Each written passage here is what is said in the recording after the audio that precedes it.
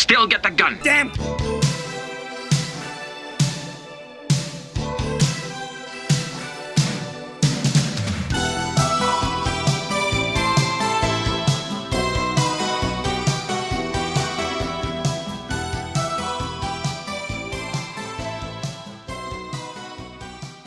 Podcasting live from the Wang of the United States, it's Gundam at MAHQ. This is Chris Guanche, and I'm joined as always by Neil Laurenhook and Sobro Ryu, aka #1 Saji Crossroad fan, BFF forever. I'm Yes. president of the fan club Saji and a member. The only. If you want to make any PayPal donations to the Saji Crossroad fan club, you can just send them to Solbro's way. I feel a thread coming on Mecha Talk. Oh, hey, don't worry. Saji Crossroad, King Arthur, I've already Jesus de Cristo, Peter Pan. I've already bought the URL. Buddha. We're good. Yeah. So this week we are going to take a look at a couple of topics. Our continuing series, 00 reviews, first up. Then we're going to be talking about music in Gundam, which is a requested fan topic.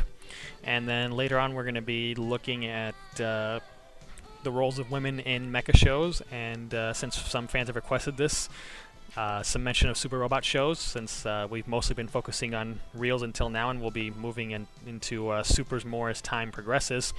Before we continue, I just want to give a shout out to all of our listeners who are in the military, whether they're here or abroad. I know from tracking MHQ's statistics, we have quite a lot of people who visit from Iraq and Afghanistan. So I appreciate people taking whatever free time they have while they're doing their duty to give us a visit or to give the podcast a listen. Thank you. And if the podcast and the site help people pass that to make their job easier, then that's something we can do. Yeah, I know. Wow, I know thank you. that. Yeah, exactly. I didn't know that at all. I know that SOCL is actually came back from the desert not too long ago, and I'd like to give a shout out to him. I've been meaning to for a while now. Yep. But he's definitely one of our soldiers out there in the thick of things, and I'd like to thank them and anyone else that's out there listening. Yes. And moving right along, I don't have any other special comments right now, so I'll just pass it over to Paul so we can do Neo's news, which, as always, is courtesy of Gnoda, aeug.blogspot.com. So I'll just hand it off to you, Paul. All right, here we go. Just sounding a little nasally. I'm getting over a little bit of about the old colony disease this week. Oh, man. Got a Max reference. But actually, news is actually pretty good. The first week of sales for Volume 1 of Gundam 00 or 00 was third on the overall weekly DVD charts in Japan. First on the weekly anime DVD charts. Sold about a little over 22,000 copies. So that's seems like the show is not only doing well in the ratings, but the old cross-marketing of the show is doing pretty well too. And I know in this episode we're going to be talking a lot about some soundtracks. So there's going to be the 00 OST number 2 is going to be coming out on March 26th in Japan. And two of the tracks that are listed are the TV-sized versions of the first opening and ending songs. So all those people out there, wanting to get a hold of that soundtrack, go ahead. March 26th will be the time. Nice. And here's something that we've been kind of talking about. It seems like every week now is there's more information, and this is on Gundam.info, and they post the second and last of their special features on the Menace of Axis game, the Gear and Scree game that's coming out for the PSP. Cool. And if you go to Gundam, you go to they have a link to the Gundam info site, and they're going to show you, the article, and they're going to show you the feature, and there's going to be some pictures of some of the over 400 different mobile suits that they'll have in this game. So all you man, you keep mentioning this game so much that I really want to play it. Oh, yeah, it seems like every week, every time that I'm looking for the news, I'm sitting there, and it's just more and more stuff coming out about this game. So I just want Sony to know that I would buy a PSP if you help to bring this game here in English. Well, please. I mean, I know. Then I guess you're not buying a PSP. Yeah. Probably not. Although, you could get yourself a DS and import that 00 game that comes out in March. So that's always a possibility. My DS is always at my side. Yes. Well, there you go. There you go. I'm ready. And something else, and some more portable news. Another reason to have a PSP, especially if you're in Japan, is Famitsu.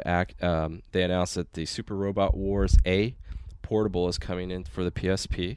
It's going to be coming in June 19th. And it's a port of the Game Boy Advance's Super Robot Wars Advance from 2001 with upgraded graphics and added voices for all the characters during the battle scenes. So, Alpha? Wow, that's awesome. No, not Alpha. Not Alpha. No, Advance. Advance. Oh God. Advance. God. So basically, they just not too much information. It's just upgraded graphics.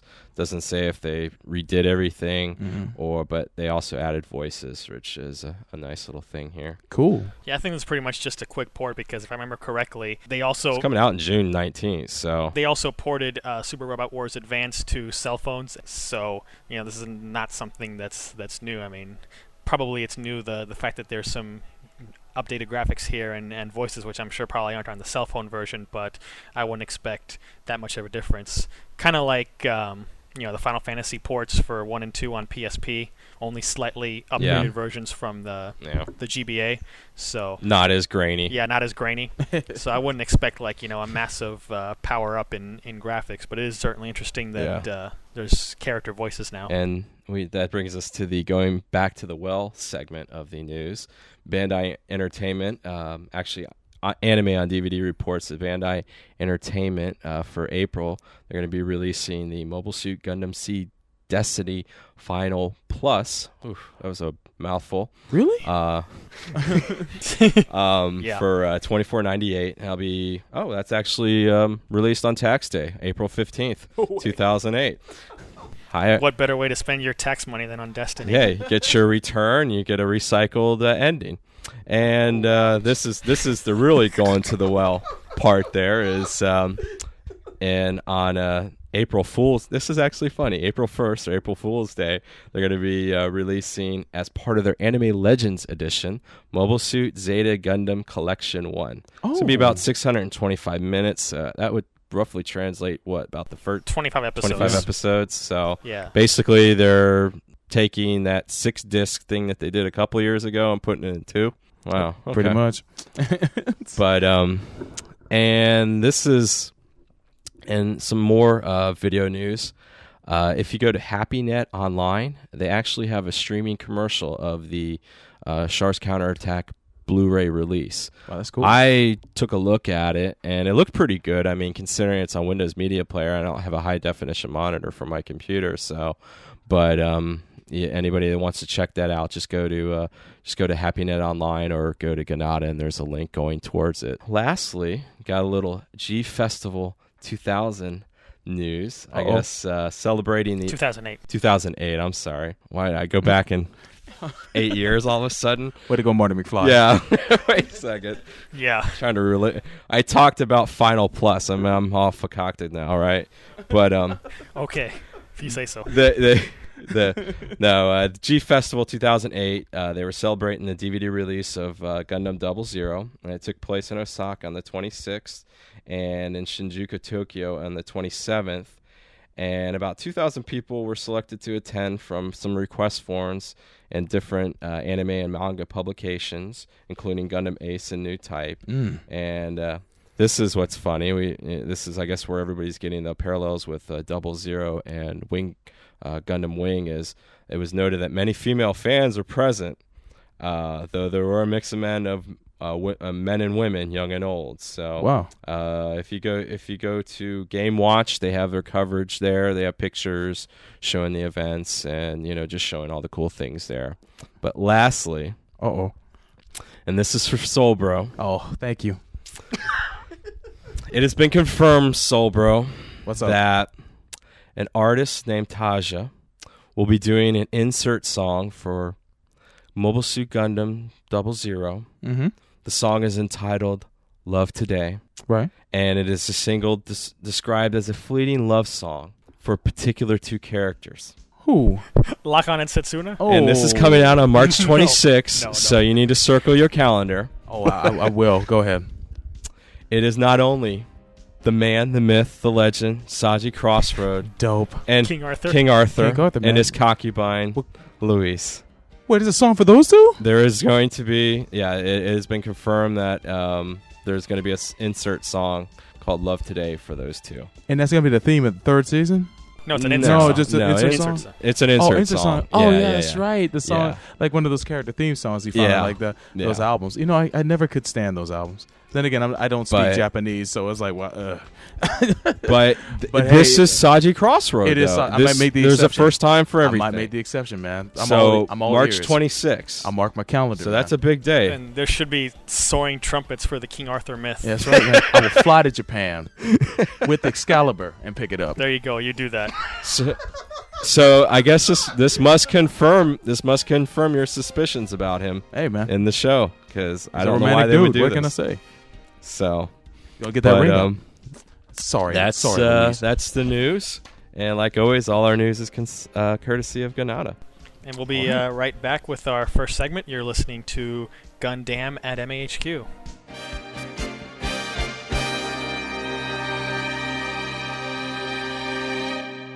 Cute's a relative term. I'm more concerned about my goddamn dessert. That's right. The show that's giving him the Dickens, reminiscent of Charles, is coming to Megacon 2008. That's right. That's Gundam at MAHQ. And we're broadcasting live, well, kind of live, from the Megacon by way of Anime Sushi. We're going to be there. That's right. Me, Sobro, Ryu, and Neil Lornak. And Chris. the three of us will be there. 11 a.m. on Sunday, March 9th. Although the con will be going on the entire weekend, we'll be giving a panel, taking questions, and Signing autographs some of us will. and headshots. And also we'll be taking questions from any of the listeners that would like to participate in this panel. And giving prizes. Well, come and see us in Orlando on March 9th at 11 o'clock at the Orange County Convention Center That's right. for Megacon. And as always, check MHQ.net for more details like rooms and Yep. all that stuff. You'll find all the details there. We'll see you at Megacon. Be there or be square. True love is hard to find. Sometimes you think you have true love, and then you catch the early flight home from San Diego, and a couple of nude people jump out of your bathroom blindfolded like a goddamn magic show, ready to double team your girlfriend, and it stops. It stops right there.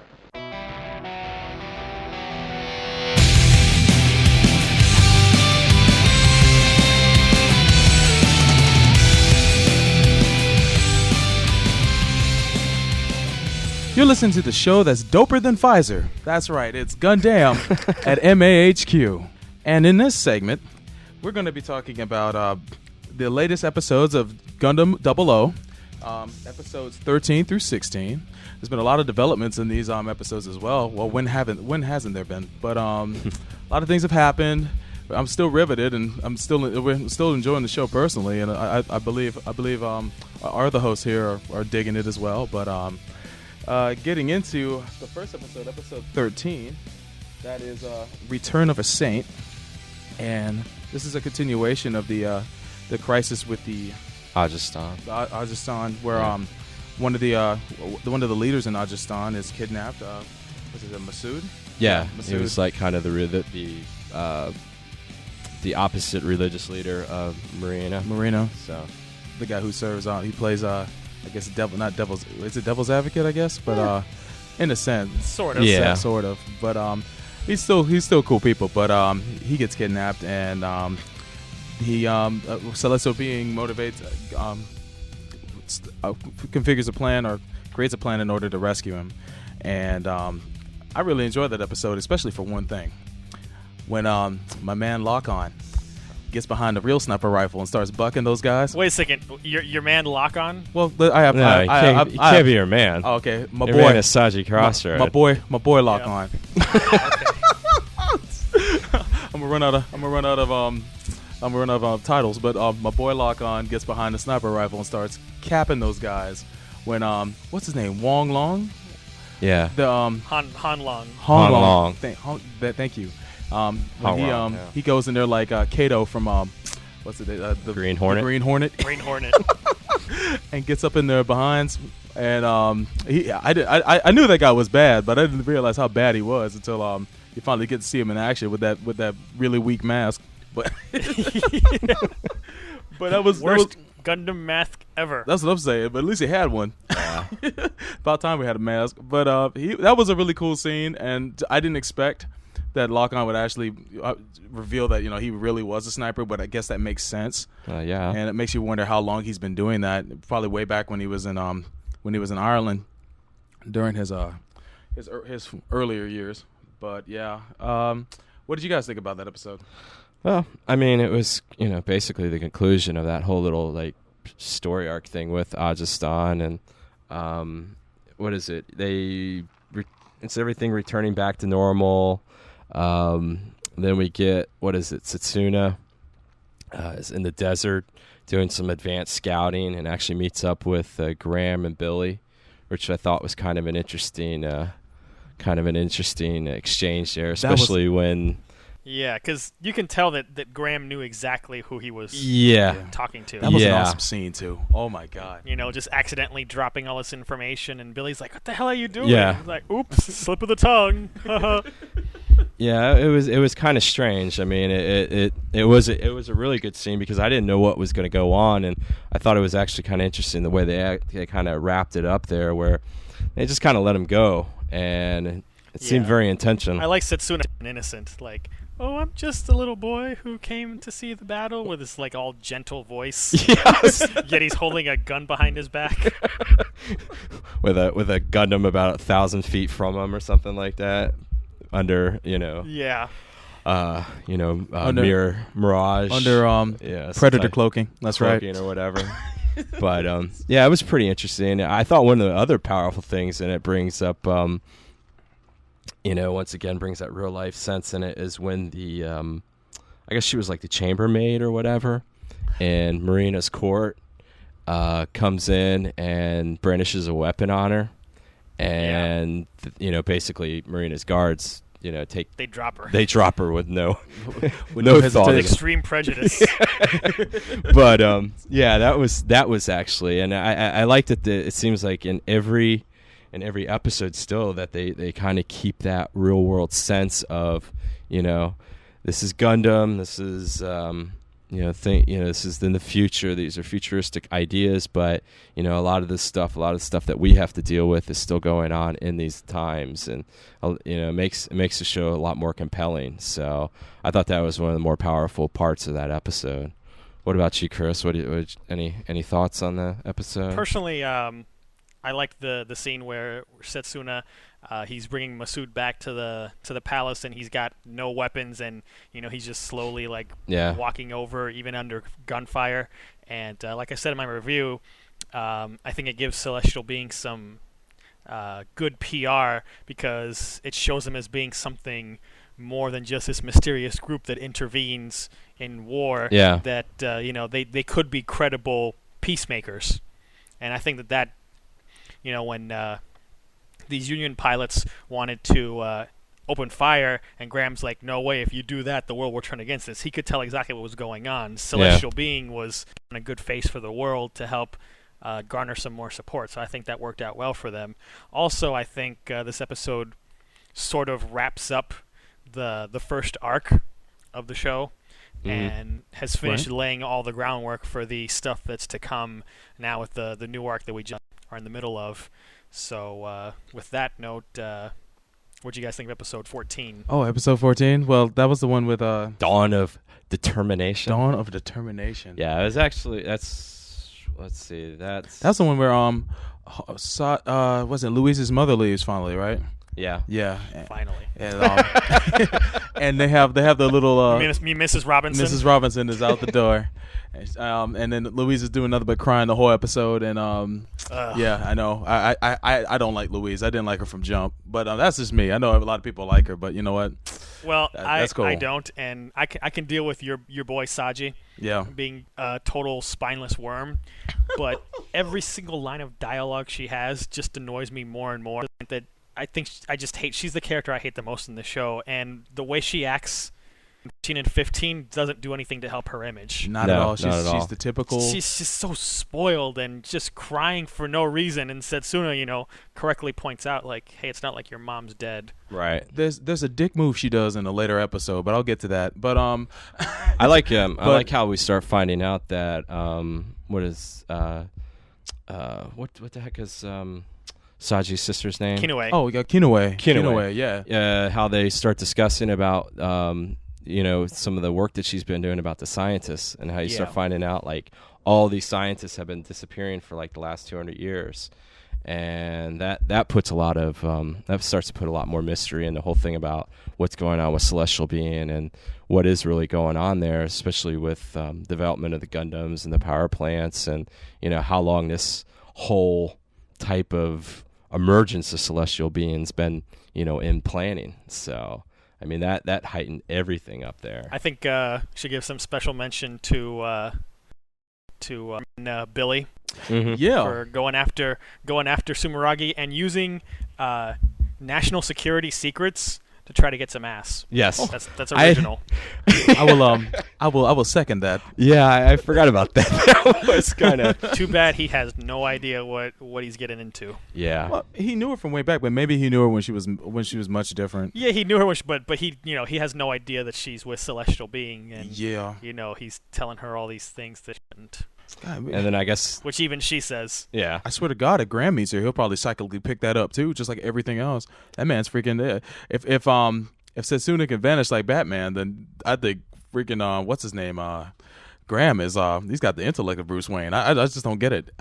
He's when he meets Setsuna in the desert and just is able to pick up immediately that he's with Celestial Being, and then what later on? I don't know if he necessarily knew he was a celestial being. He knew he was. He knew he was up to no good. Yeah, That he much knew he wasn't. Who he was saying he was being. Yeah, but I mean the observations Yeah. she's making lately, it's like he's spot on.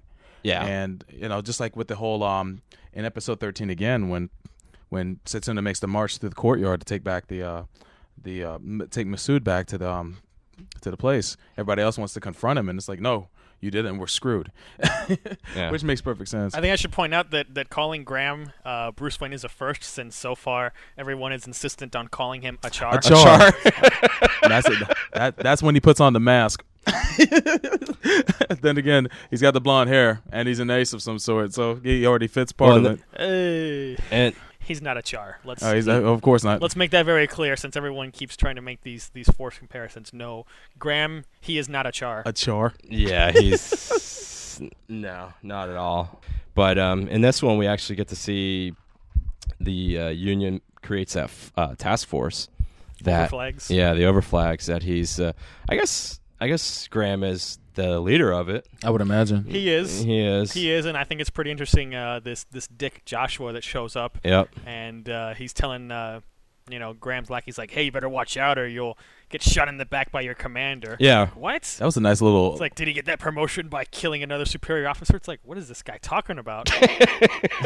But Exactly. I'll let you know what that backstory is and find out. yeah, but Graham totally, he just takes it in stride and he's like, whatever, I'll show you who's who on the battlefield. That's right. Yeah. And yeah, and in a future episode we get to see what happens there. Oh, yeah. Too, so The But, price for talking crap. Yeah. yeah, it was. I mean, and then I guess we basically find out that there's going to be that the joint exercise between the three fractions, Three superpowers. in the desert, and Rich is basically going to be used as a plan by the HRL to capture some Gundams. That leads me to a question. Which superpower right now do you like the most? Just out of curiosity. I don't know. I haven't seen much of the AEU, but the Union and The Union HRL and we the get to see a HRL. lot of. Yeah, the AEU, it looks like they just can't get their act together Yeah. Can't. in any sense of the word. Like, they have to copy their mobile suit designs from the Union.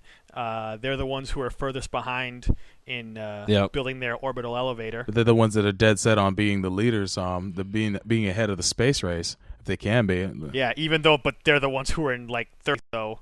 I don't know what exactly they hope to accomplish. Yeah, exactly. I think both the Union and the HRL are interesting. They got interesting characters in both, and Yeah. think is interesting is with the HRL that they're, showing that they're using, all of their resources because they're able to. The fact that they're made up of a lot of Asia, China, Russia, that they have so much resources that they can do the kind of things that they're doing. Yeah. Which is something that the other superpowers can't. Yeah, and it definitely seems like the leadership in both of those countries is a little bit stronger, and they got a little bit more defined goal, and just not coexisting. But it looks like they're trying to use this whole thing with Celestial Being in a way to, especially the HRL, to make kind of a power play, leverage their own power. Yeah. I think with that said, what did you guys think of episode 15, where the? No, that was a real stressful episode to watch because you never saw Celestial Being take a beating like that until that episode. Yeah, and it kind of did. Isn't that something they did? Didn't they do that in Gundam Wing, where they basically unleashed all? They did, but they unleashed the whole armies on the Gundams. But they still got this. I mean, they didn't still have as hard a time as Celestial Being did. I mean, but it's like they knew that by that time they knew pretty much what their weaknesses were, and they took full advantage of it. That's true. And showed how powerful those things are, exactly. And how I don't know the exact composition of the armor, but man, those things will take a hit. Exactly. And the GN reactors seem like they're pretty much limitless, because they were going on full power, especially when they were dispersing the particles for the shields. That's right. Yeah. So it was a pretty good tactic, though, because they all realized that in terms of firepower, we can't beat them because no, the Gundams are so advanced. But we can use our superior numbers to just wear the pilots down. And they still took heavy losses, especially in the beginning. The three forces that converged on the Gundams, and it was a real good plan. And it definitely, I just love that how much bigger the old satellite cannon for the Virtue gets every episode. Seems.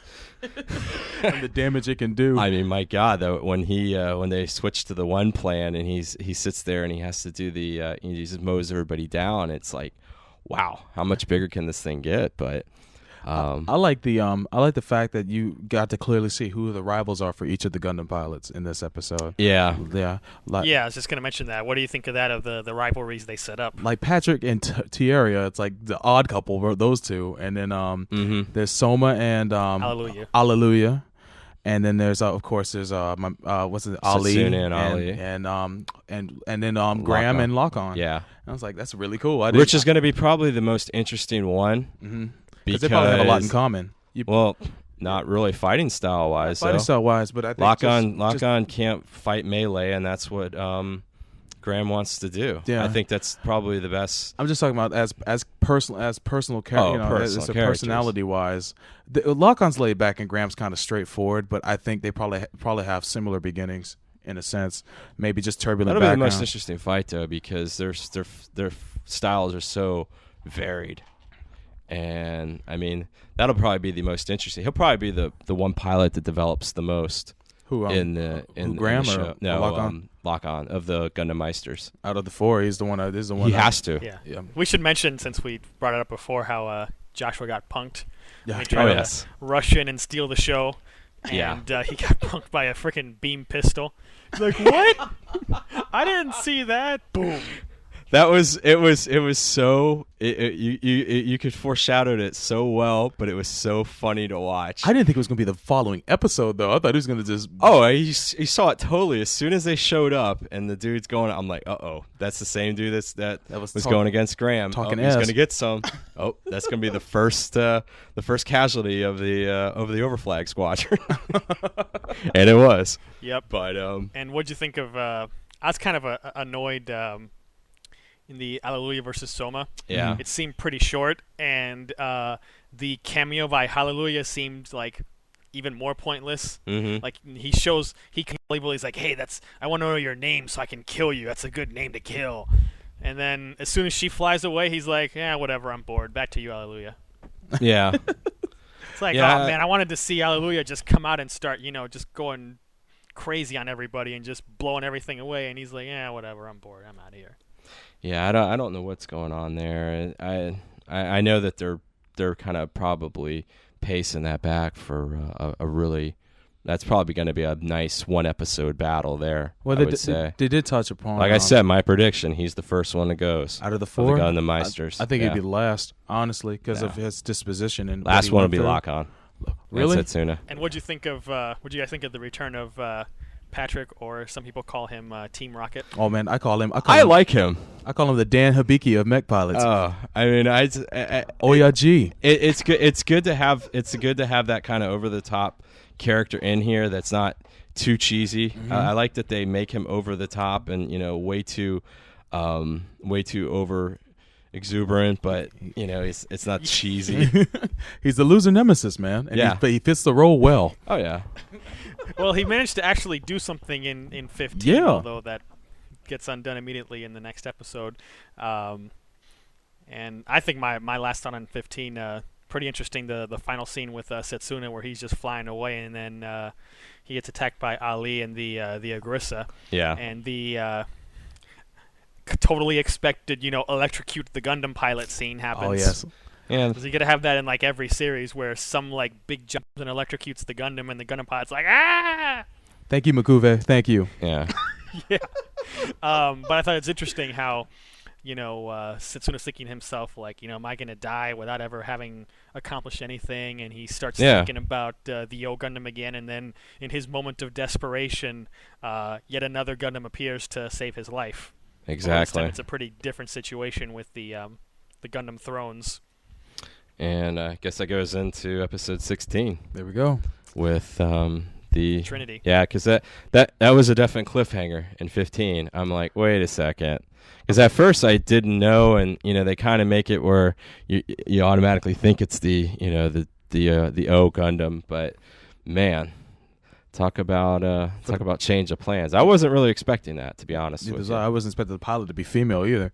Wow. It's like, well, it's fine and everything. I have nothing against that. It's nice to see a female Gundam pilot, or female pilot in the show period, besides Soma. And she's like that typical spunky and buxom, kind of pilot that you'd picture to be in that role. I expected her to actually be smaller than what she was, but what was her name again? I forget. Nina. Nina. Thank you. And then her 2 brothers. Oh yeah. One of them is really cool, and the other one's just a complete jerk Psycho. off. Yeah, Yeah. exactly. Yeah. I knew there was going to be one, just like the druggies in the original Seed series. Oh. Well, they were all nuts. But It's interesting. Interesting note about the Psycho Trinity brother. He's played by the same guy who played Alfred in 0080. Oh no. my god. Pretty interesting change of roles. What? Wow, that's Yep. pretty cool. Increase the length of his pants. A little bit. Always bringing up the hot pants, man. Oh, I mean, Al Yeah, but talk about a show of boy love. Al needed some running leg. It was some running room, But man. the hot pants should have gone out of style with Alfred and with Hero. So They should have. Yeah. there's no need to bring the hot pants back. Oh, man. But that was basically a great episode then, because all 3 of those, the Trinity Gundams show up, or the Gundam Thrones come in, and they basically just clean up and save all those guys' butts. Yeah. Oh, one thing about episode 16 is during the recap, I seem to notice that Alejandro seems to be in on the whole scheme with the thrones. I mean, Yeah. I'm just, maybe I'm speculating too deeply, but he seems to be kind of shifty. And Well, he's always been pretty shifty. yeah, I mean, Yeah. I more so in that episode than others. But I mean, now we're beginning to see his purpose. He might be playing Celestial Being too, and if so, It's going to be interesting to see what happens. I can't wait to see the paradigm shift then towards the end. If there is one, I'm sure there will be. Now, one thing I think I should mention about 16 is, since everybody was talking about this so much, is about the fact that it's a half clip show. Yes. And, of course, I abhor clip shows, and this is long Me too. before Seed. I just can't stand them. Oh god. Occasionally, they're done well, like that funky acid trip clip show from the original Macross. Oh You know what I'm yeah. talking about. Phantasm. You know what I'm talking about? Yeah. Phantasm. Episode 17. Yeah.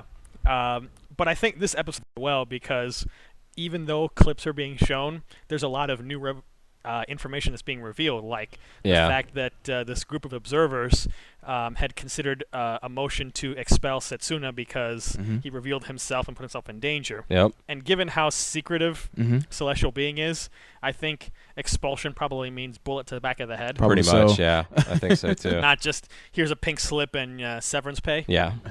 So we'll just lock you up. We're, until we're, we're done. gonna keep an eye on you for the rest of your life. Yeah, for the no. for the next 5 No. seconds after before the bullet hits your brain. Exactly. And they were going to expel Yeah. Both Alleluia and Alleluia. Sumeragi too And for their Sumeragi. mistakes. Yeah, so I think that's interesting information. So for all people who keep, it's a clip show. Yeah. I understand people have an aversion to clip shows, especially after Destiny, but I think they did a good job of Yep. handling it here by revealing new information. As long as it's inventive, like Victory Gundams were, I'd have to say the ones at Victory Gundam were informative too.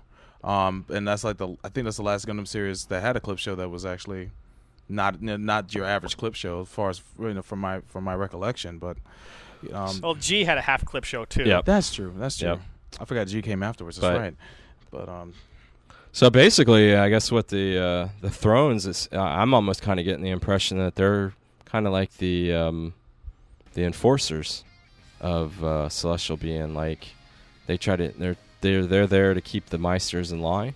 well, if Well, I think they're there to do their own thing, and Yeah. as you can tell, They do that. at least Michael, he has a complete disdain for the original Meisters, and doesn't like that they don't kill everybody in sight. And, they have their own objectives, but obviously that's something that's going to keep being discussed in upcoming episodes. So we'll get back to that, I think, when we do month 5. Yeah, I'll also be interested in seeing how why the difference in the color of the engines. oh, that's true. Well, that's because they have different GN drives. These are GN drive TOWs, Okay. and that's something that's supposed to be discussed more in episode 17, which I haven't seen yet. Yeah, I kind of figure that, but yeah, we'll have to wait and see. And interestingly, the Thrones, they also make an appearance in the 00F manga, Really? in the most recent installment. Yeah, What? I haven't downloaded the last one. That's actually really cool. So it gives them it gives them more. It introduces them, I guess, simultaneously. Yeah. In 2 different mediums. Yeah. That's really cool for for Sunrise to do. But any last words about these episodes at all? Well, since we have to do it, any thoughts on Yes. Sir / Peter Pan / Frodo Baggins Frodo Baggins. / Jesus? Yeah, Flash, Buddha / your man. / Big Pimpin'. That's right. / Dustin Hoffman. Yes. Saji Crossroads. Saji Crossroad. Your man, Saji Crossroad. What do you have to say this The- month about Saji Crossroad? Oh, The yeah, key very- to saving the 00 universe. I'm telling you, he will be the unifying factor. He will Okay. be. Look, you know what? I'll shut my mouth. But for the most part, he had very little screen time, and I'm sure you guys are glad about that. But Well, I don't mind. I don't go ahead. Like I said, I don't mind Saji. I just can't stand him. Oh, Especially me lately neither. too. Yeah, lately she's been off. She's been off the charts when it comes to annoying. But I did like the scene a lot when it was him, Setsuna, and her in the same room, and Setsuna cut her throat. It's just so awkward. Yeah, exactly. Setsuna cut her throat and then walked out. And Sachi did nothing because he knew he was right. That's what he does best. That's right, Sachi. Nothing. Don't worry. There'll be a time. There'll be a time, and I'll keep hoping. Sure. But that's all I have to say about Saji. Keep on keeping on, Saji. I'll be there for you. You guys got, Okay, I think that pretty much kills this segment. Thank you. Yes. but that's pretty much it for the segment, and we'll be back. You're listening to Gundam at MAHQ. Oh boy. Oh man, Saji Saji Crossroad. Crossroad.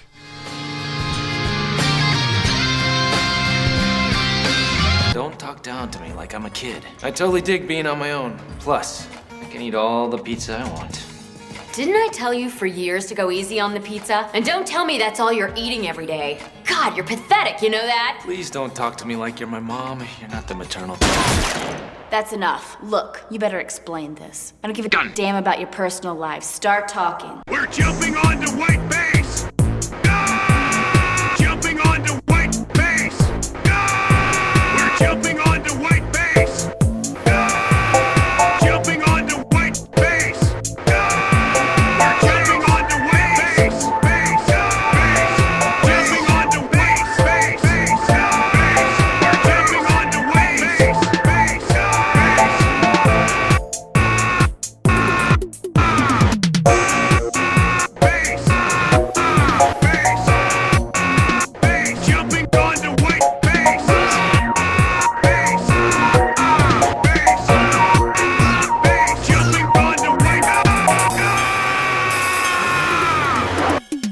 jumping onto white base.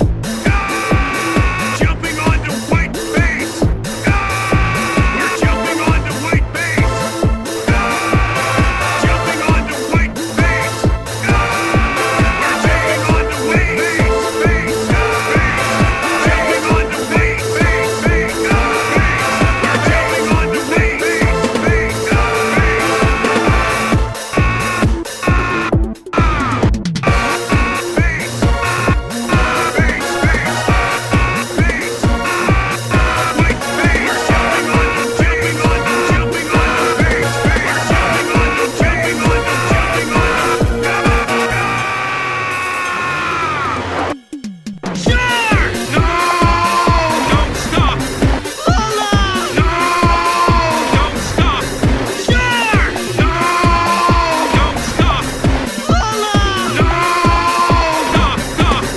One of these days, I'm gonna end up decking Brunt. One of these days, I'm gonna end up decking Brunt. One of these days, I'm gonna end up decking Brunt. I'll open the hatch and toss you out of the ship. You ever notice that all the prices end in 9? God damn, that's eerie.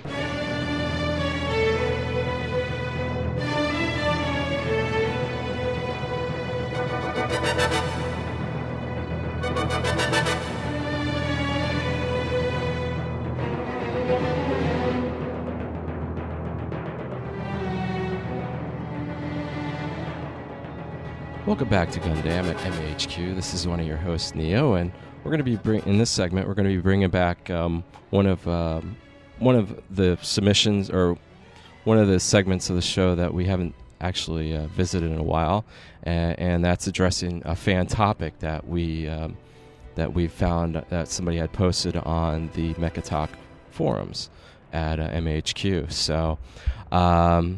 This one is from a poster called Gundamian Alloy, and he was talking about the music of Gundam. And so we kind of we're going to talk a little bit about some of our personal favorite soundtracks of the Gundam franchise, along with maybe who our favorite composer is, and talk about some of our favorite opening themes that we have with the show. So, Right on. Along with myself as Soul Bro and Chris, like always, and I guess we will go. I'll let Soul Bro go first. Why don't we? I guess maybe we'll do this first in like the soundtracks. Maybe you could just give us Want to go round robin? Like just give us one or two. Or well, my third favorite soundtrack. My third favorite soundtrack is actually Mobile Suit Gundam Char's Counterattack, and that is by Shigeaki Sagusa, I'm sorry. And he not only did that one, but another soundtrack I like. And just watching that movie, that soundtrack was very stirring. Yeah, I didn't expect it to be as good as it was, but then I didn't think it was going to have the same composer as Double Zeta and Zeta. And I think at the time I saw Char's Counterattack, I hadn't fully seen. No, I did watch Zeta. I watched a bootleg of it. And then Char's Counterattack came out here, and I picked it up. And the soundtrack was awesome. I looked for it everywhere, and it took me about 6 months to find it, but I finally did. And it's very stunning. I listen to it still to this day. I was just listening to it the other day, and it's really great. And a lot of the themes in it are. He's responsible for the Char celebration song in the movie. Yeah, I guess so. Sure. Oh, I forget how it goes. I don't want to break the ears of our listeners, so I'll just shut up. But passing it off to Chris. What's your third favorite soundtrack? I don't really have it in any set order, but one of the ones that I No don't problem. either. one of the ones that I really like is the Victory Gundam soundtrack by Akira Senju. And I just like that it has these really sort of like sweeping symphonic themes, and I think they really help set the atmosphere for the show. So I really do enjoy the Victory soundtrack. That did have a really good soundtrack to it. I guess you needed something because it really caught the mood of not only with all that death and despair in that show. Also, some good battle themes really set the pacing. Yeah, Very true. Well, I'm kind of with Chris. I don't really have anything in like an Top order three. or anything like that. But Well, screw both of y'all. No, it's fine. You go ahead and do it your way, because to me it's really kind of hard to put it in that way. But one of the soundtracks I like, and it just seems like everything from this show I like, it would be the Gundam X soundtrack. Which is really awesome. I was almost there on mine. Yeah, because Yasu Higuchi, and what I liked about that is the great thing about that show is it seemed like music was always playing, and it was always kind of an intricate part of it. And just from like the opening song that you see in the first episode, it's just really despair-laden and foreboding, and you can just see that, there's awful things that are going to happen, and it just really kind of just, conveyed the whole sense of, what those people were going through. And once again, when we get into the meat of the show, there's some really great battle music, especially in the middle part where they're, when you finally got the Air Master and the Leopard and all them fighting, there's some great battle music in that too. And one of the songs from that soundtrack I really love is the eye catch going into commercial. Oh man, that was so stirring. It's like, wow. Yeah, that is an eye catch theme right there. It was just, it hits you hard. Too bad the actual animation of the eye catch was pretty lame. Yeah, pretty much. Black Gundam X look on a black screen. Like, come on, guys. Give us at least something. That show was no frills, man. Give me some animation at least. Give me at least a silhouette of Jamil. Oh man. But all right, Soul Bro, your number 2 favorite soundtrack. My number 2 favorite soundtrack is by my I won't even say that yet, but my number 2 soundtrack is by a composer like most anime watchers know, Yoko Kanno. She's a godsend to anime soundtracks, and she did the soundtrack to Turn 8 Gundam, which is by far the most epic Gundam soundtrack there is. It's just epic on every level. It's so epic, it sometimes doesn't fit the show. I'm watching the show and it's like, man, what does it feel like Escaflowne right now? No, it didn't feel like Escaflowne. To me, they had it's too good to feel like Escaflowne. Well, I'm talking about just like the vibe of the music. It's like she always gets with the Warsaw Philharmonic to do her work. Oh, a lot of it anyway. And you can just, a lot of the themes in that show sound like Escaflowne and Brain Powered, and she just got off of doing Brain Powered when she did Turn A, just transitioned right into it. So I mean, one of my favorite songs in that whole thing is the one where it's just you hear a guitar, and it's slowly playing. Airplant. That's like the standout song on the first soundtrack. I mean that's and it's just such a great vibe in that whole show there. But and of course the opening theme. That was awesome too. Cause, we'll hit that when we talk about some of our opening themes, no doubt. But yeah, Turn 8 Gundam, one of my second favorite. One that I would have to say too would be it's kind of the old love-hate relationship with this Gundam show is the music of Gundam Wing by Koa Tani. I guess maybe in a lot of ways, it's one of my first experiences with Gundam was Gundam Wing, so maybe there's a lot of connection there too. But if I have the soundtracks and I was able to listen to them, there's a lot of good music in that. Yeah. I especially love the music that they always played at the beginning of every episode when they would do the recap, the kind of quick little recap, and it would build, and it had that kind of really kind of aristocratic, music, big horns and bands, and epic playing sounding music. It was very action packed, and the horns was like one of the big things that got me about that. And it's the first Gundam soundtrack I ever owned. Really? Yeah, it was the first Gundam show I ever watched, so I hunted down that soundtrack immediately after seeing it. So, but Chris, you're number 2. Not much to say here. I'm joking with you. Not much to say here because again, mine isn't in order. But another one I really enjoy is Gundam X for the same reasons that you outlined, Paul. The only thing I would add is that the only downside of that soundtrack is the ending. Yeah. Oh my gosh, what were they thinking? By that guy. Yeah. That just sounds like the worst 80s love pop. It's like the ending thing. That is true. It's like the ending thing to Castlevania Symphony of the Night. I was like, where does this fit? Yeah, and I don't want to rag on the guy because I do believe he's dead, but oh man, and it just was not good. I mean, later on in the second half of the show, they had a Japanese woman singing that song in Japanese. Yes. You know, It was enjoy the song, tolerable. but that English version was just so bad. Yeah, it was pretty terrible. And the only blemish on an otherwise perfect soundtrack, I just love in every aspect, whether it's the more comical songs, some of the dramatic scene songs, the battle songs. It's just a perfect example of a good soundtrack. There's one song, and I'll have to try to find it. Is what I can remember from that soundtrack is it seemed like they always played it once Jamil got the axe back, and he would go into battle. It always seemed like it was the Jamil, fighting song. Oh, the Jamil anthem. Yeah, Jamil kick-ass anthem. But all right, Soul Bro, we've all been waiting. What's your number one top Gundam soundtrack I here? know you guys been waiting with bated breath. My number one favorite soundtrack goes back to my composer Sagusa again, and he of course did the soundtrack to my favorite Gundam series, which is Mobile Suit Zeta Gundam. And that soundtrack had everything. It could go from dramatic. It could go. Granted, I think a lot of the songs had a melancholy to it. A great deal of the songs in the album did. On the soundtrack did. Yeah, of course. But then there was a couple upbeat songs in there. Like in the first episode when Camille and Fa are running, and that and but for the most part, I mean, that soundtrack to me just. I don't know. In the 80s, a lot of good soundtracks came and went. I know Macross was one of them. And it was just that period where a lot of shows just had a soundtrack that just was perfect for that show.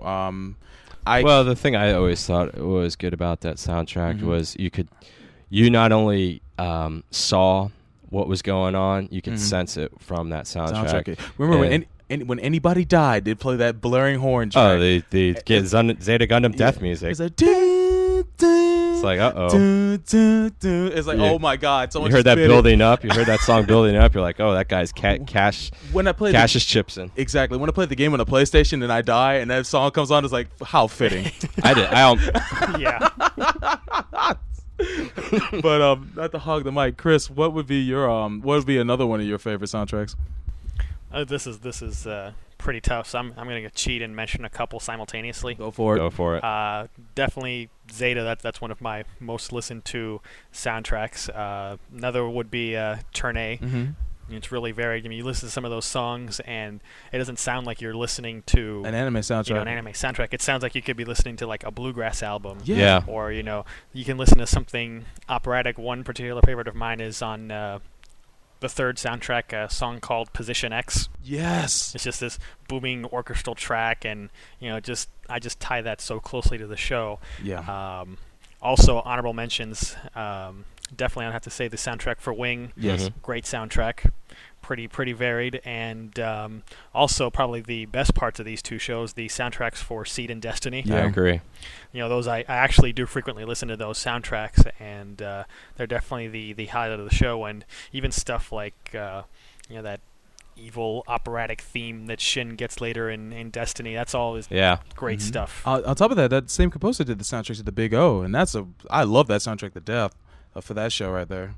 Yeah, and especially the Destiny soundtrack is very good. Yeah. I mean, just the opening. I remember the one where they kind of, when they used to launch the Impulse. Yeah. Just how, and the music would just build, and it just worked because you're sitting there and you're watching and you're seeing all these components fly out, and the music's building with it, and then all of a sudden, here's the Impulse, and off to recycled animation. Yeah. But what do you guys think of the symphonic versions? Because there's a symphonic CD for Seed, there's one for Destiny, and then there's sort of like a general wrap up of all the shows before that. Yeah, I have. And one for Turn A. Yeah, I've heard the symphonic Seed. Me I've too. heard half of the Destiny one.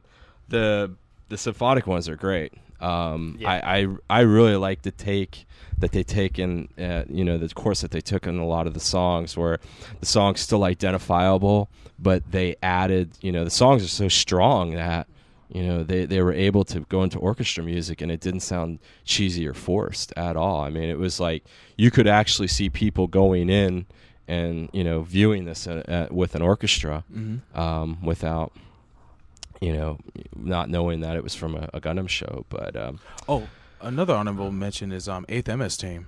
Yeah. Oh my God, that soundtrack is just there's another one that's just epic, but it's very militaristic. It has that kind of war sound to it that you probably hear in like a World War II epic, and you hear it in that show, and it's like this. It's a very impressive soundtrack. I liked it a lot. We talked about some of the soundtracks. So one of the things that people always like about any of these anime shows are always the openings. So what are some? I don't necessarily have a favorite one, but I'm sure Adam the Soul Bro does, because he's probably got his top 3. But no, actually, what are some of your favorite openings of some of these Gundam shows? I'll just mention my favorite one, and that's from again Sagusa and Zeta Gundam, and it's the second opening for Zeta. Which is, I won't try to pronounce the Japanese name of it, but the translation is from an aqueous star with love. Actually, I correct myself. It's not Sagusa. It was Neil Sedaka. Originally written by Neil Sedaka, exactly. And that leads into the whole debacle when they brought Zeta to America and weren't able to put them on the DVDs, which I was very sad about. Because that's just a great song, and although the opening theme they used was great anyway, it was from the soundtrack, but still, I was a little hurt that they didn't bring it over intact like I wanted, and oh well, at least I own it in some way. So that's all I got to say about that. But great opening. Other than that, Silent Voice from Double Zeta. Silent Voice. I love that song too. I have to agree with you on that one too. I hate Anime Janai, by the way. I'm probably the only one that does. One, actually. I hate that song to death. But that's anyway, I'm done. But well, I think I don't necessarily have a favorite, but probably 2 that I like probably the most are both openings from X again, The Dreams and Resolution. I don't know. I guess maybe it was just the way that they laid out that show and how everything began. It was a build, and then you got to the opening, and it just worked. And I mean, it really. What was nice is it wasn't too long, but it gave you this sense of upliftment in such kind of a show that was such a dreary type of environment. But Chris, any? Yeah. Pretty much have another top 3 in no particular order. Aqueous Star with Love definitely is one of my favorites. I just love that open. Also, Silent Voice, great opening. Yeah. Really, really good opening for that show. It's a shame that wasn't the opening for the whole show. Yeah. Anime Janai is like, it's all right, but it's pretty goofy. And also both openings to X. I also feel I should throw in an dishonorable mention for probably the theme that I hate the most, which would be Wings of Words, the 4th opening of Destiny. Oh. I just can't stand that song. I like this. I know some people like it, the song, but I can't stand it. Really? I can't stand it. Not only that, but it's everything, because the song I don't think really fits Gundam, and then at that point the opening had just so much recycled animation. I'll give an honorable mention to Believe from Nami Tamaki, the Seed 3rd opening, because I think that's a good combination of the music and the animation. Yeah. They just had some good animation of like things happening that match that music, whereas with later Destiny you just see the same animation being recycled with new music, and it just doesn't combine well. It just doesn't mix well. What about I'd have to say the second opening, Pride, by what is it? High and Mighty Color. High and Mighty Color from mainly Destiny. Because I mean that was when the show was going well. Yeah. And you were getting a sense that you're building to something, but after that, then it just.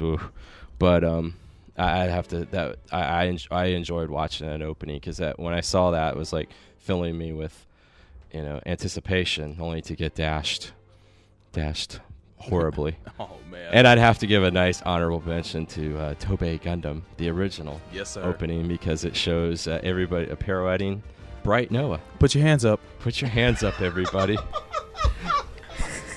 But because it was so cheesy, and it's that was Tomino at his fun. It's just like an Overman King Enter where they do the same thing. It's like, wow, yeah, keep it up, Tomino, keep it up, don't ever change. So I guess I guess with our favorite composers, we kind of said that with our soundtracks, and it seems like everybody's pretty much got their, Well, my favorite composer, of course, is actually not Sagusa, is Yoko Kanno. Okay. Yoko Kanno, but that's over the scope of all her work. Yeah. If her and John Williams ever team up, I'll die. I will die from shock. But well, that was some of our thoughts on some of the music of Gundam. I know we probably, there's probably many other soundtracks out there that people enjoy and some of their favorites. And definitely let us know when you hear this. Post them up on the Mecha Talk forums, and we'd love to hear that because I'm sure there's ones that we even forgot. So, and maybe we haven't even checked out. But right now, we're going to kind of take a break, and we'll be back in a little bit. You're listening to Gundam at MAHQ. Hey, Peter, man! Check out Channel 9, check out this chick! Damn it! Lawrence, can't you just pretend like we can't hear each other through the wall? Oh, sorry, man. Ann over there or something? No, but if you want to talk to me, just come over. Look at that! This is Soul Bro Review, and when you have a free moment, check out these cool websites. MAHQ.net, and that stands for the Mecha and Anime Headquarters. They have information and reviews on a variety of animes, as well as specs on Mecha from your favorite series. Check out the forums and see what the regulars are saying about Mobile Suit Gundam 00. AEUG.blogspot.com, and that website is Ganada, and that's your #1 news site for all things Gundam. But watch out for those spoilers on Gundam 00 though. www.myspace.com/FTS Shinjuku. And that's for the podcast that started it all. Flip the script. Anime, video games, movies, TV, and music are a few of the subjects that are tossed about in a roundtable discussion by 6 very different individuals. Boy Wonder, Dr. Encyclopedia Black, Lee Majors, and Shoji Rimuro, as well as the host of Gundam, Neo Lorinoke, and Sobro Ryu. GundamOfficial.com. That's Gundam OFFICIAL.com. And that's for the official website of Gundam, of course. It's managed by the guru of Gundam himself, Mark Simmons. For those who had missed out on Simmons' mega fan site and extensive wiki of mobile suits in the late 90s, labeled the Gundam Project, now's your chance to see the second coming of it at GundamOfficial.com. www.myspace.com/Gundam the show. That's GUNDAMN the show. And last but not least is the website for the unofficial podcast for all things Gundam and Mecha, Gundam. Check us out on MySpace, and if you're a member, add us as a friend and give us your opinions on the Mecha series you enjoy. Peep these cool websites when you get a minute. Now, back to... What would you say you do here? Well, look, I already told you. I deal with the goddamn customers so the engineers don't have to. I have people skills. I am good at dealing with people. Can't you understand that? What the hell is wrong with you people? Cruise! Fight! Yes!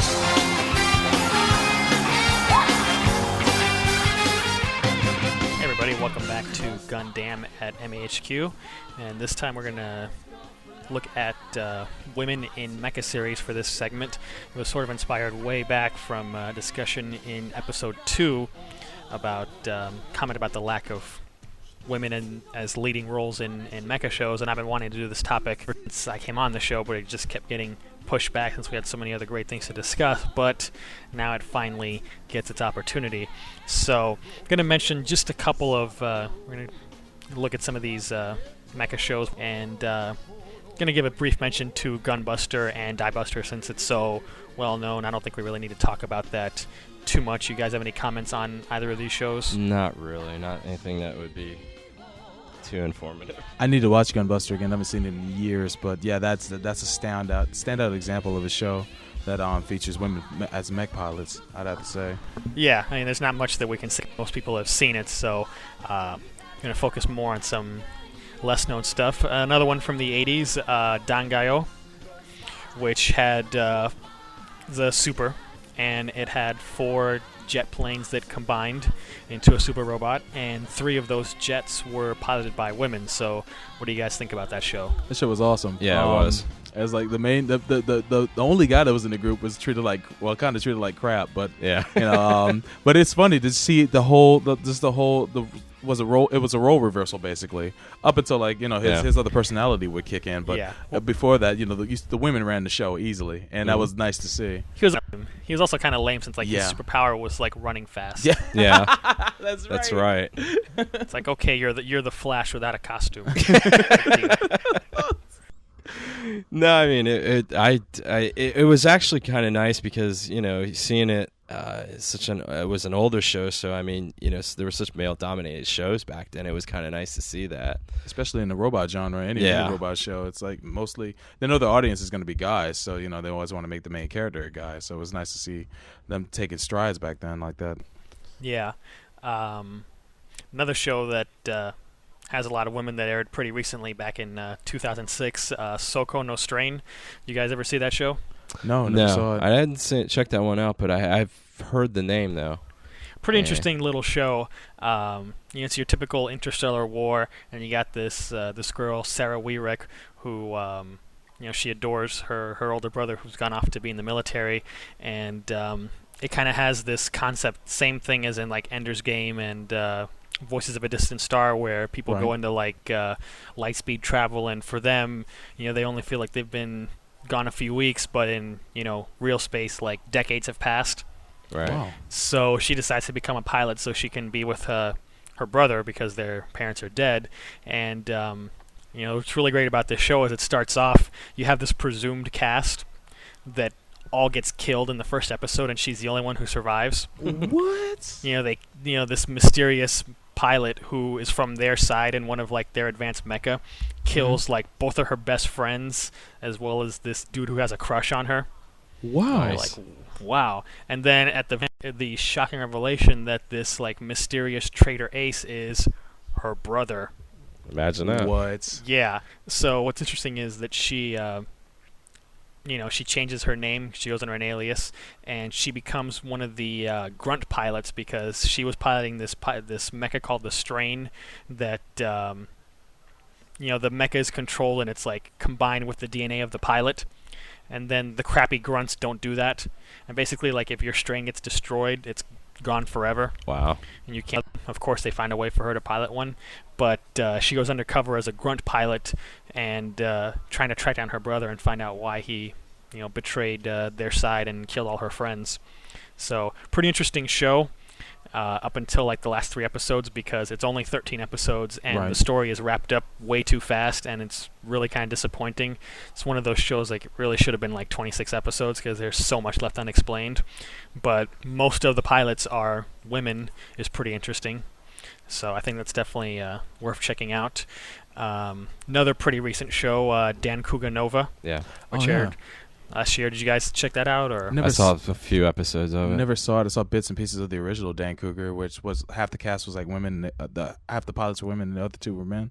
Yeah. Same thing here. You've got the main pilot, Aoi. She's hotshot race car driver, and she's the main pilot. So it's pretty rare that you have a hot-blooded woman as the main pilot of a super robot. Right. And the other one is this like SWAT cop, who busts like drug kingpins and stuff. And, it's pretty interesting. So I think that show is pretty well done. Another case where the ending is too rushed because this show is only 12 episodes.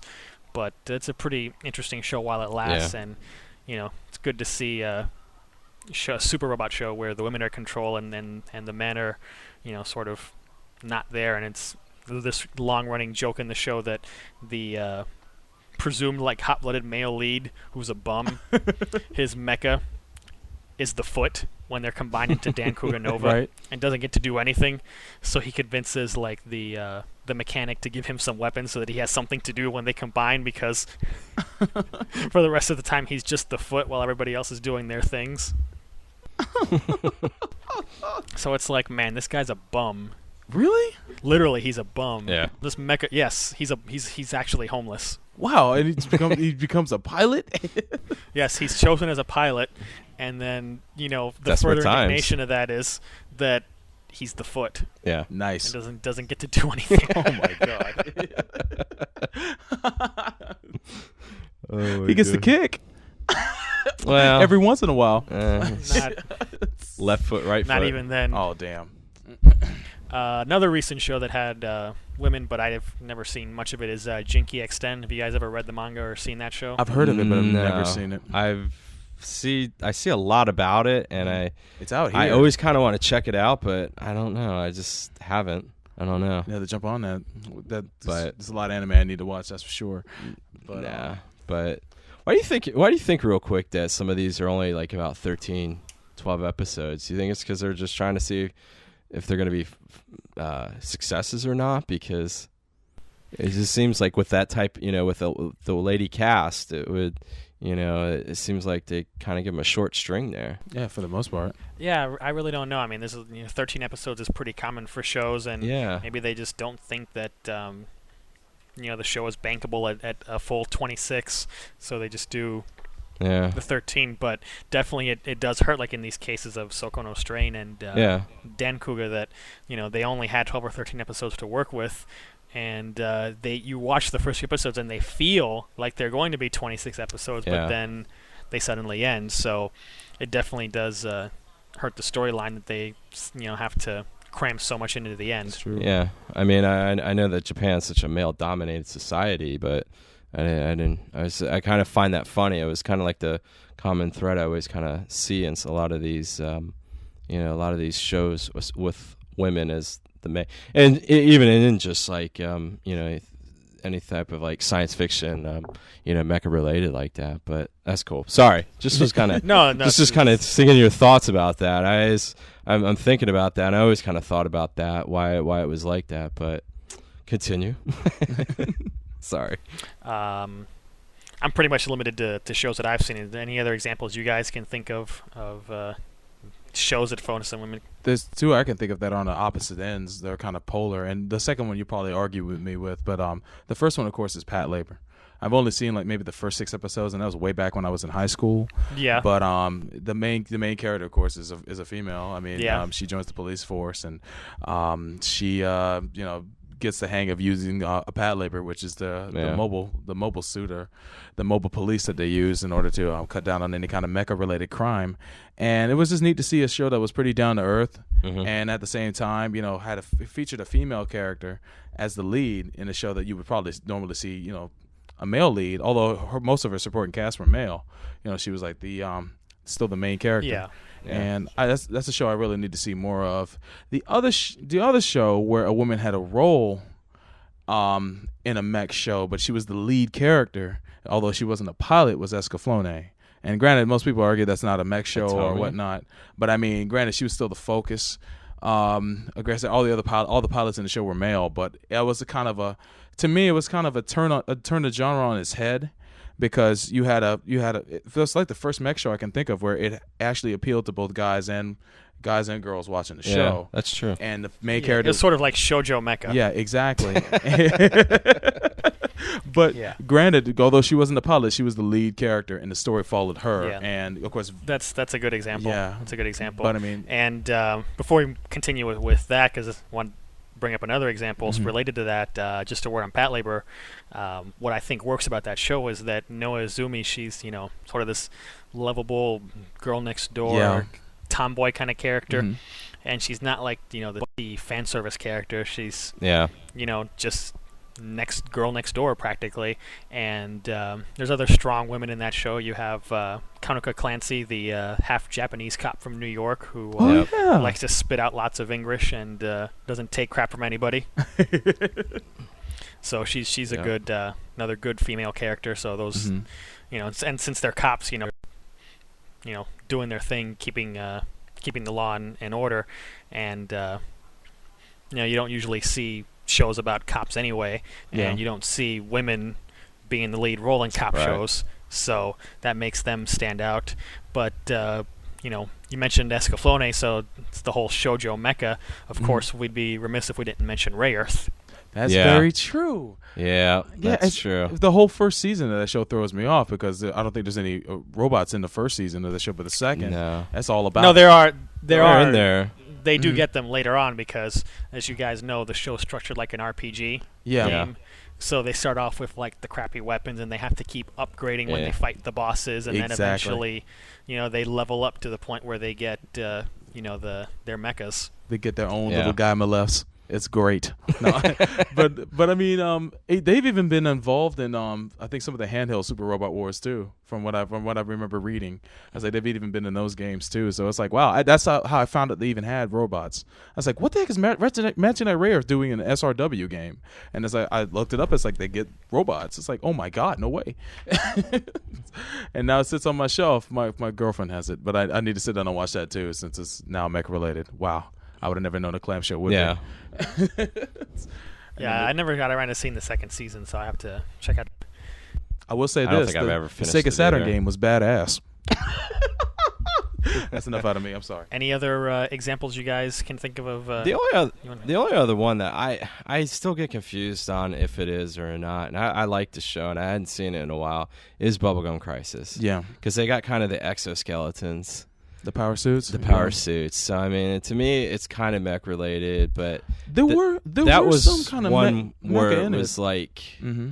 I know it's more like a cyberpunk type of show, more like a Ghost in the Shell type of show, but I don't know. It always kind of seemed to me as more of, maybe on the miniature side of mech. I think it walks a fine line because, I mean, like one of the 80 police, Leon, had a robot, had a suit. He had a suit. I mean, it was small, kind of like what was it? Kind of like the Homo the Alvis, suits in, not the Homo Alvis, but the other.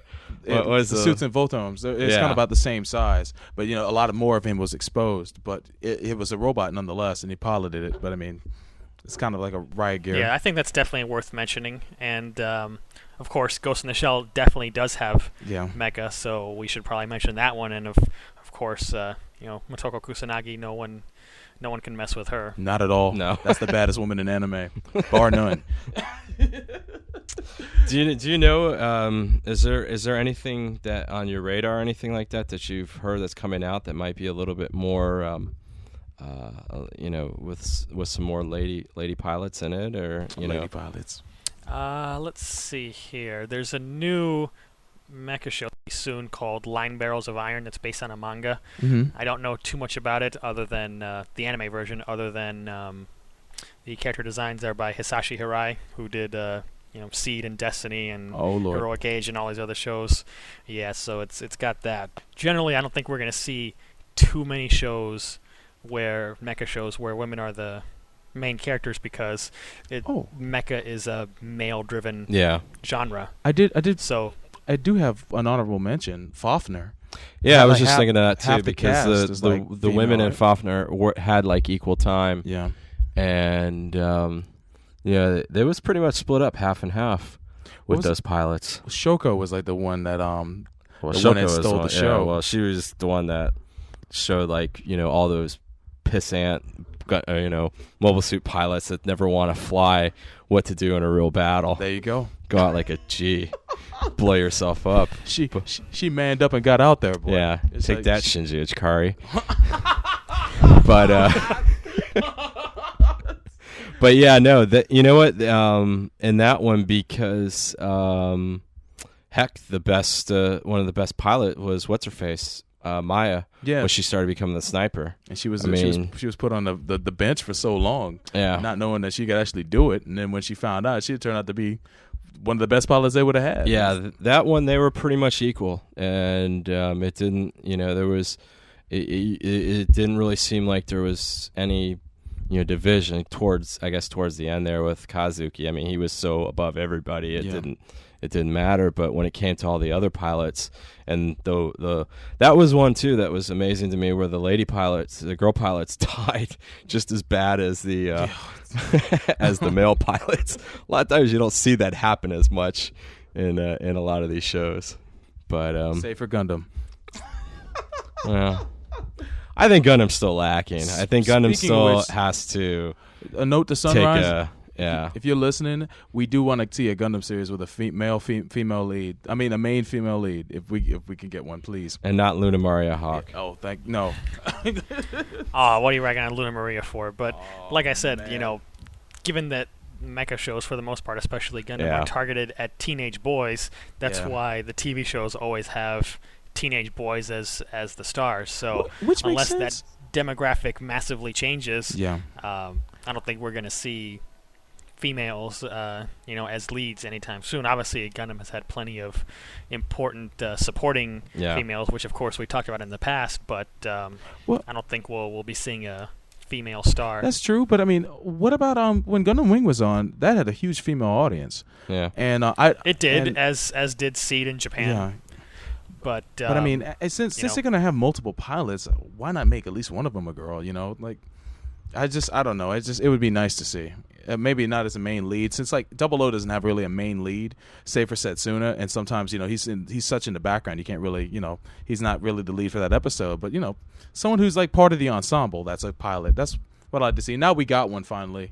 But yeah. Well, here's what it comes down to, and that's money. I know a lot of mecha shows like 00 and Code Geass and stuff like that, and they may like the shows, and especially they may like the male characters, but that doesn't mean that they're going to be buying model kits. That's true. Interesting that you said that. Code Geass had a pretty good representation of women in there too. It did, and that's definitely a worthwhile mention. Yeah, I don't want to go too much into it because Solbro hasn't. Yeah, Solbro hasn't seen it, and don't worry. Cover it. Yeah, and we're going to cover that show. We're going to cover that show in the future, but like I said, there's lots of girls out there who may like these shows like Gundam Wing and Seed and blah blah blah. But if they're not going to buy it, if they're not going to buy the model kits, then that's what Bandai's interested in the most. Yeah, so, true. A million fan sites devoted to Kira or Setsuna or Lelouch is great, but if you're not buying, that master grade Freedom Gundam. Yeah. Then that's really not what Bandai is interested in.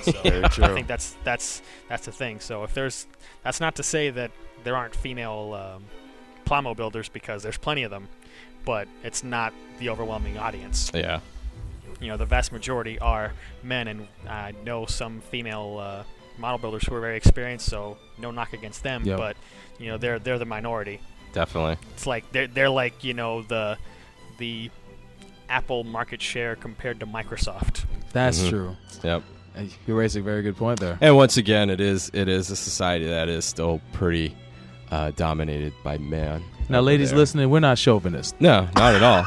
No, not at all. But I mean, that's what it is. And if you want to make your point known, let Bandai know you're buying those models. Yes. Even if you're buying them for your boyfriend, let them know you're buying them. Yeah. Exactly. There you go. That's good. But so I think that'll about do it. Unless you guys have any final thoughts on women in Mecha. I'm solid. But I'm actually the only thing I would say is I'm actually glad that we're seeing a lot more. I like you said, I don't think we'll see too much more. It's not like we're going to see, in the next 5 years all these shows come down, but you are starting to see it a little bit more accepted, and they are going a lot of times now from just being like kind of the bridge bunny, kind of the cheerleader and the hangar bay to being an actual part of the story and stuff like that. It is becoming more progressive. And one last note: go Marvel Frozen. Thank you. Oh man, that's Marvel Frozen stuff. I love Marvel. I love Marvel, but anyway, I'm done. I've got no problem with Marvel Frozen, for the record. But anyway, just to wrap up, I think it's definitely an interesting trend to see more women in Mecha, and I think it's a welcome change. I'd love to see more, and I really, even though it's not likely to happen, I would like to see a Gundam show or a Macross show or something where a woman is the main character. Yeah. So here's hoping that maybe that will change someday in the future. And with that, that'll wrap up this segment. So we'll be back on a commercial break. You're listening to Gundam at MAHQ. Did you order the code red? You're damn right I did!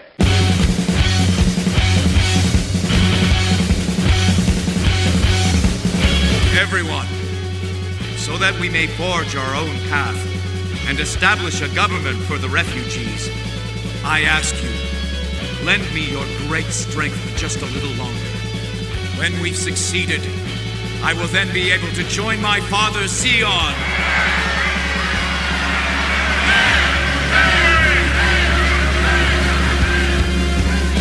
I'll correct you, you damn grown-up!